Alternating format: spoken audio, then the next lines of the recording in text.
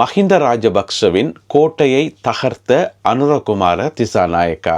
இது குறித்து இன்றைய காணொளியில் விரிவாக பார்க்க இருக்கின்றோம். அத்துடன் கட்சிகளுடன் கூட்டணி சேர்வது சம்பந்தமாக ஜேவிபியினுடைய பொதுச் செயலாளர் டில்வின் சில்வாவும் அமைச்சர் பிமல் ரட்நாயக்கா அவர்களும் இருவேறுபட்ட கருத்துக்களை சொல்லியிருக்கின்றார்கள். அது குறித்து விரிவாக பார்க்க இருக்கின்றோம். முல்லைத்தீவு புதுக்குடியிருப்பு பகுதியில் விவசாயி ஒருவர் மின்னல் தாக்குதலுக்கு இலக்காகி உயிரிழந்த பரிதாபகரமான சம்பவம் இடம்பெற்றுள்ளது. சக மாணவனை துன்புறுத்தினார்கள் என்கின்ற குற்றச்சாட்டின் அடிப்படையில் மேலும் 6 மாணவர்கள் கைது செய்யப்பட்டிருக்கிறார்கள். கொழும்பு மாநகர சபையில் 2 முக்கியமான கட்சிகள் ஒன்று சேரப்போவதாக தகவல் ஒன்று வெளிவந்திருக்கிறது. அது குறித்தும் பார்க்க இருக்கின்றோம்.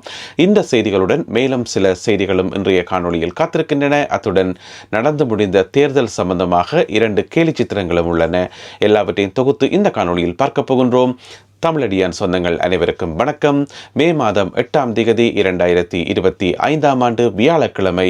வாருங்கள் காணொளிக்குள் போகலாம். ஸ்ரீ ஜெயவர்தனபுர பல்கலைக்கழக மாணவர்கள் 6 பேர் போலீசாரினால் கைது செய்யப்பட்டிருக்கிறார்கள். இந்த 6 பேரும் என்ன செய்தவை என்று சொன்னால், இன்னும் ஒரு மாணவனை மோசமாக தாக்கியிருக்கிறோம். எதற்காக அந்த மாணவனை மோசமாக தாக்கினவை என்று சொன்னால், இவர்களும் பார்த்தீங்கன்னு சொன்னால் ஹெல்மெட்டாலாம் அடிச்சிருக்கணும். நான் நினைக்கிறேன் இந்த பல்கலைக்கழக மாணவர்களுக்கு ஹெல்மெட்டால் அடிக்கிறது ஒரு பாரம்பரியம் போல நடக்குது. ஏன்னு சொன்னால் கிட்டடியில் யாழ்ப்பாண பல்கலைக்கழகத்திலையும் ஹெல்மெட்டால் அடித்தவை. இந்த ஜெயவர்தனபுர பல்கலைக்கழக மாணவர்கள் எதற்காக அந்த மாணவனை ஹெல்மெட்டால் அடிச்சேன்னு சொன்னால், அந்த மாணவன் பல்கலைக்கழகங்களில் பகுடி வதைகள் இடம்பெறக்கூடாது, பகுடி வதை என்ற பெயரில் இடம்பெற இந்த சித்திரவதைகள் இடம்பெறக்கூடாது என்று சொல்லியிருக்கிறார். சொன்ன குற்றத்துக்காக போய் அடிச்சிருக்கிறோம்.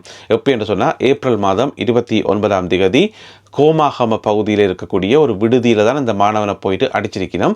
இப்போ போலீசார் அந்த குறிப்பிட்ட 6 மாணவர்களையும் கைது செய்திருக்கிறார்கள். இதுக்கு முதல் பார்த்தீங்கன்னு சொன்னால், சப்ரஹமுவ பல்கலைக்கழகத்திலையும் இதே போல மாணவர்கள் கைது செய்யப்பட்டிருந்தவர்கள். சக மாணவன் ஒருவரை துன்புறுத்தி அந்த மாணவன் தன்னுடைய உயிரை மாய்ப்பதற்கு இவர்கள் காரணமாக இருந்தார்கள் என்கின்ற குற்றச்சாட்டின் அடிப்படையில் அங்கும் கைது செய்யப்பட்டிருந்தார்கள்.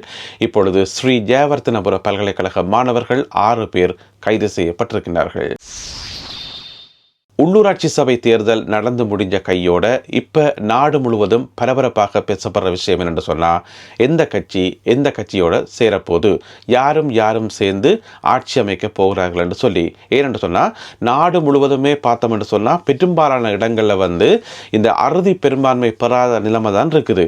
எனவே பல இடங்களில் பல சபைகளில் கூட்டணி சேர்ந்து தான் ஆட்சி அமைக்க வேண்டி இருக்குது. அது கொழும்பில் இருந்து யாழ்ப்பாணம் வரைக்கும் அதுதான் நிலைமை.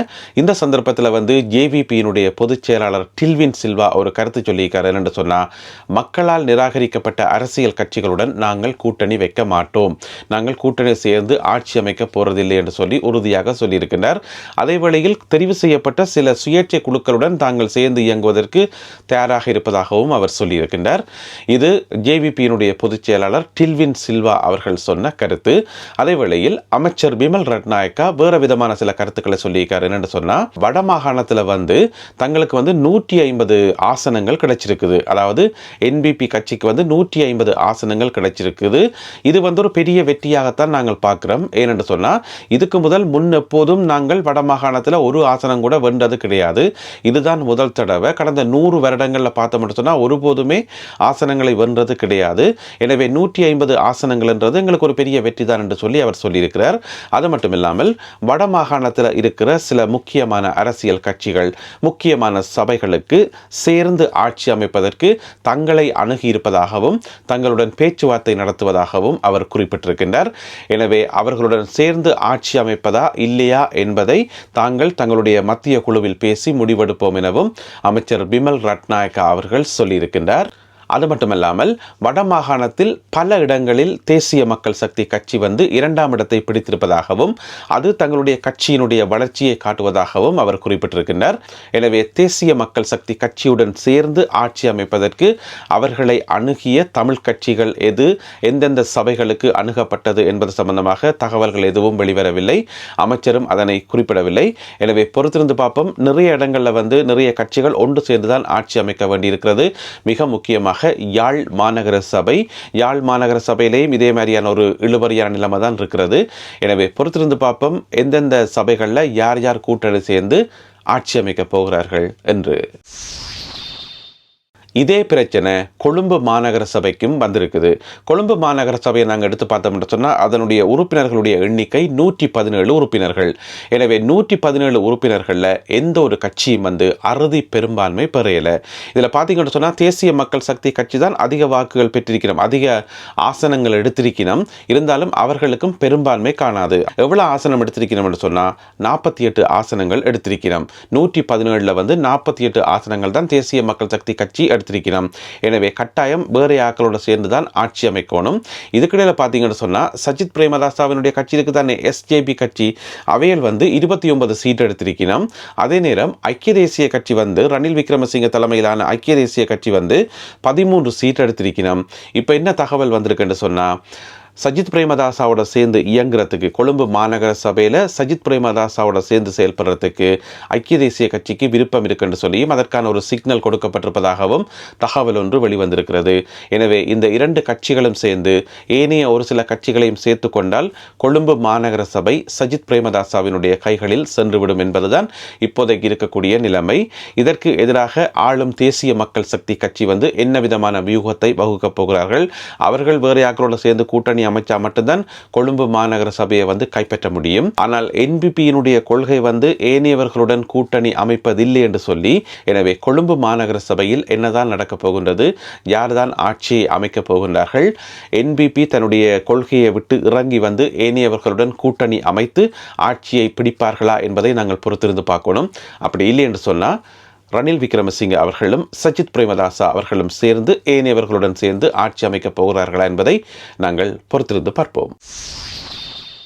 முன்னாள் அமைச்சர் கெஹலிய ரம்புக்வெல அவர்கள் மீண்டும் கைது செய்யப்பட்டு விளக்கமறியலில் வைக்கப்பட்டிருக்கின்றார். நேற்று மே மாதம் 7ஆம் தேதி கைது செய்யப்பட்ட அவர் இம்மாதம் 20ஆம் தேதி வரை விளக்கமறியலில் வைக்கப்பட்டிருக்கின்றார். நேற்று என்ன நடந்தது என்று சொன்னால் லஞ்ச ஊழல் ஆணைக்குழுவுக்கு ஒரு வாக்குமூலம் கொடுக்கறதுக்காக போயிருக்கிறார். உங்களுக்கு தெரியும், இலங்கையில் இப்போ மிகவும் பரபரப்பாக 24 மணி நேரமும் இயங்குகிற ஆணைக்குழுக்களில் ஒன்று இந்த லஞ்ச ஊழல் ஆணைக்குழு. ஏனென்று சொன்னால் எத்தனையோ பேர்ட்ட ஃபைல் எடுத்து வச்சு விசாரித்து கொண்டே இருக்கிறோம். அந்த வகையில் முன்னாள் அமைச்சர் கெஹலிய ரம்புக்வெல அவர்கள் நேற்று வாக்குமூலம் ஒன்றை கொடுப்பதற்காக அங்கே போயிருக்கிறார். போன இடத்துல அவர் கைது செய்யப்பட்டு நீதிமன்றத்தில் முற்படுத்தப்பட்டவர். அப்போ கொழும்பு மேலதிக நீதவான் தனுஜா லக்மாலி அவர்கள் உத்தரவிட்டிருக்கின்றார். அவரை 20ஆம் தேதி வரைக்கும் விளக்கமறியலில் வைக்க சொல்லி. இந்த முறை அவர் மேலே சாட்டப்பட்ட குற்றச்சாட்டு என்னென்று சொன்னால், அவர் அமைச்சராக இருக்கக்குள்ள அவருக்கு உதவியாளர்கள் என்று சொல்லி நிறைய பேரை நியமிக்கத்தானே வேண்டும், ஒவ்வொரு அமைச்சர்களுக்கும் என்று சொல்லி. அப்படி உதவியாளர்கள் மற்றது அவருடைய பிஏ இந்த மாதிரியான ஆட்கள் எல்லாருமே அவருடைய சொந்தக்காரர்கள், நண்பர்கள், கட்சிக்காரர்கள் என்று சொல்லி தெரிஞ்சாக்களை அள்ளி போட்டு அவர்களுக்கெல்லாம் பொய்யான கணக்கு காட்டி கிட்டத்தட்ட 80 லட்சம் ரூபா மோசடி செய்தார் என்று சொல்லி அவர் மேலே குற்றச்சாட்டு சொல்லப்பட்டிருக்கிறது. ஏற்கனவே பிழையான மருந்துகளை, காலாவதியான மருந்துகளை தவறான முறையில் இறக்குமதி செய்தார் என்று சொல்லி வேறொரு குற்றச்சாட்டும் இருக்குது. அது ஒரு பக்கம். அதுக்கு பிறகு பார்த்தீங்கன்னு சொன்னால் இந்த அறகலைய போராட்டத்தில் அவருடைய வீடுகள் எரிஞ்சு போச்சு, சொத்துக்கள் எரிஞ்சு போச்சு என்று சொல்லி ரணில் விக்ரமசிங்க அவர்கள் அள்ளி காசு கொடுத்ததில் முதலாவது இடத்துல இருக்கிறது கெஹலிய ரம்புக்வெல தான். அவருக்கு எக்கச்சக்கமான காசு அள்ளி கொடுத்தவர். அது ஒரு தனி கேஸ். இப்போ பார்த்தீங்கன்னு சொன்னால் இந்த 80 லட்சம் ரூபாய் கேஸில் நேற்று கைது செய்யப்பட்டு இப்பொழுது விளக்கமறியலில் வைக்கப்பட்டிருக்கின்றார். எனவே முன்னாள் அமைச்சர்கள், முன்னாள் பாராளுமன்ற உறுப்பினர்கள் என்று சொன்னாலே அவர்களோட கூடவே வெறும் இந்த மாதிரியான லஞ்ச ஊழல் குற்றச்சாட்டுகளும் முறைகேடுகளும், அந்த பிரிக்க முடியாதது என்னவோன்னு சொல்லி திருவிளையாடல் படத்தில் கேட்குற மாதிரி இவர்களையும் லஞ்ச ஊழலையும் பிரிக்கவே முடியாது. எனவே அதனால தான் இப்போ ஏதாவது செய்து திரும்பவும் இருக்க ஆட்சியை பிடிப்போம், ஆட்சிக்கு வருவோம் என்று சொல்லி பயங்கரமாக ட்ரை பண்ணினோம். ஏன் சொல்லுங்க, ஆட்சிக்கு வந்தால் பழைய கேஸ் எல்லாத்தையும் அப்படியே இழுத்து மூடலாம், அந்த கதையை அப்படியே முடிச்சு விடலாம். அதோட புதுசாக லஞ்ச ஊழல்கள் செய்யலாம், இன்னும் நிறைய காசுகளை சுருட்டலாம். அதுக்காகத்தான் திரும்பவும் ஆட்சியை பிடிக்கணும் என்று சொல்லி படாத பாடுபட்டு கொண்டிருக்கிறோம். முல்லைத்தீவு புதுக்குடியிருப்பில் நேற்று மே மாதம் 7ஆம் தேதி விவசாயி ஒருவர் மின்னல் தாக்குதலுக்கு இலக்காகி உயிரிழந்த பரிதாபகரமான சம்பவம் பதிவாகி இருக்கின்றது. நேற்று 7ஆம் தேதி பிற்பகல் 2:30 மணி போல ஒரு குறிப்பிட்ட விவசாயி, அவருக்கு 43 வயது, அவர் தன்னுடைய வயலில் வேலை செய்து கொண்டிருக்கும் போது திடீரென மின்னல் தாக்குதலுக்கு இலக்காகி உயிரிழந்திருக்கின்றார். உயிரிழந்த விவசாயியினுடைய பெயர் அருமை நாயகம் யசோதரன் என சொல்லப்படுகின்றது. இவர் புதுக்குடியிருப்பு மந்துவில் பகுதியைச் சேர்ந்தவர் எனவும், இவருடைய வயல் கள்ளியடி என்று சொல்லப்படுற ஒரு இடத்துல இருக்குன்னு சொல்லியும், அந்த கள்ளியடி என்ற இடத்துல இருக்கிற வயலில் வேலை செய்து கொண்டிருக்கும் போதுதான் மின்னல் தாக்குதலுக்கு இவர் உள்ளானார் எனவும் தெரிவிக்கப்பட்டுள்ளது. மஹிந்த ராஜபக்ஷவின் கோட்டையை தகர்த்த அனுரகுமார திசாநாயக்கா.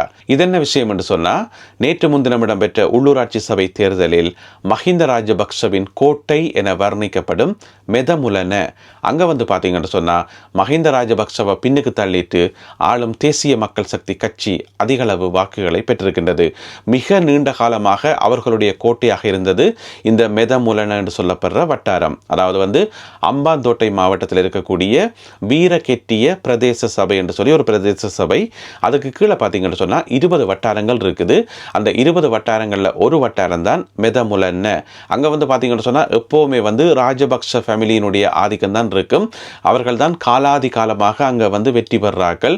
அவர்களை தவிர வேறு யாருமே வெற்றி பெற்றதே கிடையாதாம். இப்போ பார்த்தீங்கன்னு சொன்னால் முதல் முறையாக ஆளும் தேசிய மக்கள் சக்தி கட்சி அங்கே அதிகூடிய வாக்குகளை பெற்றிருக்கிறது. அதாவது மஹிந்த ராஜபக்ஷ அவர்களுடைய கோட்டை தகர்க்கப்பட்டிருக்கிறது. ஏற்கனவே அவருக்கு நிறைய பின்னடைவுகள். இந்த முறை தேர்தலில் வாக்களிக்க கூட அவர் போகல என்று சொல்லப்படுகிறது. மஹிந்த ராஜபக்ஷ மட்டுமல்லாமல் முன்னாள் ஜனாதிபதி 3 பேர் மொத்தமாக இந்த முறை தேர்தலில் வாக்களிக்கல என்று சொல்லப்படுகிறது. அப்படியான ஒரு சந்தர்ப்பத்தில் மஹிந்த ராஜபக்ஷவின் கோட்டை என கருதப்படும் மெதமுலன வட்டாரத்தில் பார்த்தீங்கன்னு சொன்னால் ஆளும் என்பிபி கட்சி கூடுதலான வாக்குகளை பெற்றிருக்கிறது. 1115 வாக்குகளை அவர்கள் பெற்றிருக்கின்றார்கள். அதேவேளை ஸ்ரீலங்கா பொதுஜன பெரமுன மொட்டு கட்சி பார்த்தீங்கன்னு சொன்னால் வெறும் 768 வாக்குகளை மட்டும்தான் பெற்றிருக்கிறோம். எனவே மஹிந்த ராஜபக்ஷவினுடைய கோட்டையை தகர்த்திருக்கின்றார் ஜனாதிபதி அனுரகுமார திசாநாயக்கா. அடுத்ததாக இன்றைய கேலி சித்திர பகுதி. இன்றைய காணொளிக்காக 2 கேலி சித்திரங்களை கொண்டு வந்திருக்கின்றேன். இரண்டுமே நேற்று முன்தினம் இடம்பெற்ற உள்ளூராட்சி சபை தேர்தல் தொடர்பானது தான். இதில் முதலாவது கேலி சித்திரம் பார்த்தீங்கன்னு சொன்னால் 3 விதமான படங்கள் போடப்பட்டிருக்கிறது. அதில் முதலாவது கட்டத்தில் பார்த்தீங்கன்னு சொன்னால் ஜனாதிபதி தேர்தல். அந்த ஜனாதிபதி தேர்தலை நிறைய பேர் லைனில் நின்று வாக்கு போடினோம். அதாவது பப்ளிக் இன்ட்ரெஸ்ட் என்று போட்டிருக்கணும். பொதுமக்களுடைய ஆர்வம் என்று சொல்லலாம். அதாவது ஜனாதிபதி தேர்தலில் பொதுமக்கள் நிறைய பேர் ஆர்வத்தோட வாக்களி வினம் என்று சொல்லி அது சொல்லப்படுது. அதுபோல பார்த்தீங்கன்னு சொன்னால் பாராளுமன்ற தேர்தல், அதில் பொதுமக்களுடைய ஆர்வம் கொஞ்சம் குறைவாக இருக்கிறது. அதாவது ஜனாதிபதி தேர்தலோடு ஒப்பிடும்போது இது கொஞ்சம் குறைவாக இருக்குது. அது 2வது. 3வது பார்த்தீங்கன்னு சொன்னால் நேற்று முன்தினம் இடம்பெற்ற உள்ளூராட்சி சபை தேர்தல். அதில் பொதுமக்களுடைய ஆர்வம் பப்ளிக் இன்ட்ரெஸ்ட் இன்னும் நல்லா குறைஞ்சு போயிருக்குது. கொஞ்சம் பேர் தான் வாக்களிக்கணும். எனவே இந்த கேலி சித்திரம் உண்மையா இல்லையான்றதை தேர்தலில் வாக்களித்த நீங்கள்லாம் சொல்லணும். உங்களுக்கு ஜனாதிபதி தேர்தலை விடவும் இந்த தேர்தலில் ஆர்வம் குறைவாக இருந்ததா இல்லையா என்பது சம்பந்தமாக. அப்போ இந்த சந்தர்ப்பத்தில் மாகாண சபை தேர்தல் நடத்தப்பட்ட அப்போ பொதுமக்களுடைய இன்ட்ரெஸ்ட் இன்னும் குறையுமா என்றது இங்கே ஒரு கேள்விக்குறியாக இருக்கிறது. அதோட மாகாண சபை தேர்தல் எப்போ நடத்தப்படும் என்று சொல்லி ஒரு கேள்வியும் இப்போ பரவலாக கேட்கப்பட ஆரம்பிச்சிருக்குது. எனவே இந்த கேலி சித்திரம் தொடர்பாக உங்களுடைய கருத்துக்களை எதிர்பார்க்கின்றேன். அதே போல் அடுத்த கேலி சித்திரம் அதுவும் தேர்தல் சம்பந்தமாகத்தான். ஒரு சாதாரண குடிமகன் வாக்கு போடுறதுக்காக போறார் வாக்களிப்பு நிலையத்துக்கு. அவர் போகிற வழியில் பார்த்தீங்கன்னு சொன்னால் 4 அரசியல்வாதிகள், வெள்ளை வேட்டி அரசியல்வாதிகள் என்ன செய்யணும் என்று சொன்னால் அவர்களுடைய மூக்கு நீளமாக இருக்குது. அதாவது மூக்க நுழைக்கணும். அவரை சுதந்திரமாக போய் வாக்களிக்க விடாமல் மூக்க நுழைக்கணும். அந்த 4 பக்கத்தாலே மூக்கு நீட்டி கொண்டிருக்குது. அதுக்குள்ளால வளைஞ்சு போயிட்டு அந்த சாதாரண குடிமகன் வாக்களிக்கிறார் என்று சொல்லி இந்த கேலி சித்திரம் வரையப்பட்டிருக்கிறது. எனவே இந்த 2 கேலி சித்திரங்கள் மற்றும் இன்றைய காணொலியில் பகிர்ந்து கொள்ளப்பட்ட செய்திகள் தொடர்பான உங்களுடைய கருத்துக்களை மறக்காமல் கீழே எழுதுங்கள். மீண்டும் மற்றொரு காணொலியில் உங்களை சந்திக்கின்றேன். அதுவரை நன்றி, வணக்கம்.